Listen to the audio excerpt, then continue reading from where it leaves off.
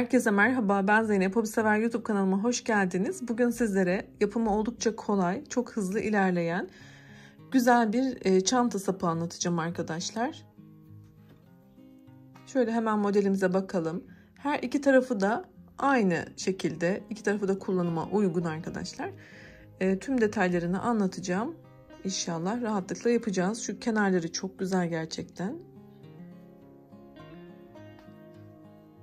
Anlatım yaparken ben polyester makrome bir iplik kullandım. Yine ipime uygun bir tığ kullandım. 3,5 milim.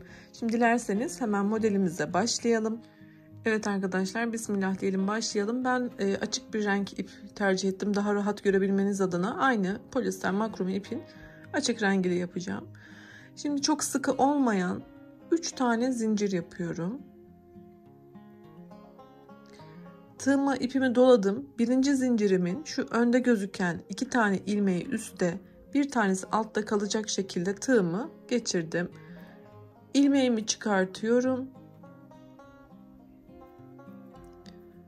Şimdi tığımda bekleyen 3 tane ilmeği önce 2 sonra 2 şeklinde çıkartıyorum. Tığıma ipimi doladım. Örgümü çevirdim. Ve şu an şurada bakın, ilk başlangıçta olan 2 tane ilmeği aldım. Böyle ipimi buradan geçireceğim. Başlangıç biraz belki zorlayabilir ama düzgün kurduktan sonra inanın çok kolay. 3 tane ilmeğimin yine 2 tane şeklinde çıkarttım. Tığıma ipimi doladım.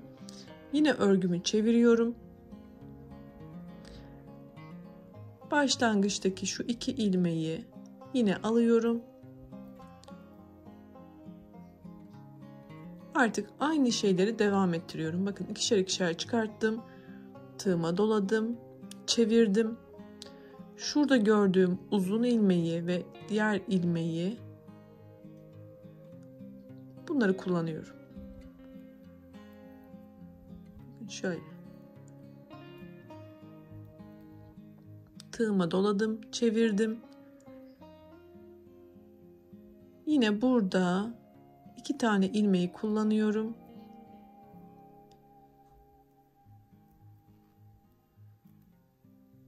Çevirdim. Artık zaten nereden ilmek çıkartacağımız kendini belli ediyor arkadaşlar. Bakın yanda şöyle ilmeklerin içinden geçiyoruz zaten. Bu şekilde. Bakın şu ilmek zaten kendini gösteriyor artık.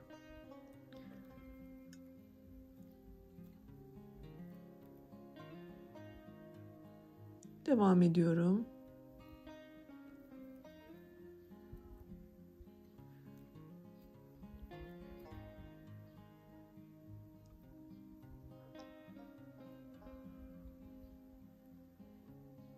Yavaş yapmaya çalışıyorum. Daha net görün istiyorum.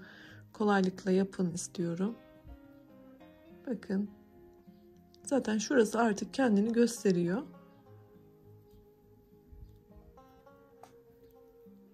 Şimdi ben örgümü biraz daha devam ettirip geliyorum. Evet, devam ettim. Bakın şu yanlarda ilmekler hep iç içe geçmiş durumda. Ve şöyle güzel bir görüntü var. Şurada yatay yatay çizgilerimiz oluştu. Gerçekten çok güzel duruyor. Şöyle diğer rengimize de bakalım. Umarım beğenmişsinizdir. Yeni videolarda görüşmek ümidiyle. Sağlıkla kalın. Hoşça kalın.